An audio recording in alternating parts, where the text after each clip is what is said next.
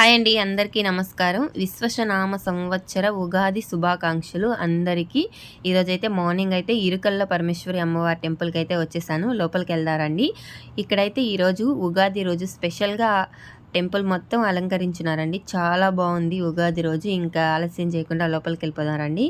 ఇంకా లోపలని ఎదురుగా అయితే అమ్మవారు గర్భగుడి ఉంటుంది. ఇటు సైడ్ అయితే శివయ్య ఉంటాడు. ఇంకైతే ముందు వచ్చేసి దీపం పెట్టుకునేసి తర్వాత అయితే అమ్మవారి దర్శనానికి వెళ్దామని చెప్పేసి ముందు అమ్మవారికి దీపం పెట్టేశాను.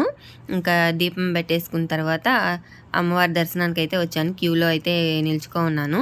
మార్నింగ్ కదా, జనాభా అయితే కొంచెం తక్కువగా ఉన్నారు. ఇంకా టైం పెరిగే కొద్దీ జనాభా అయితే ఎక్కువగా వస్తారు.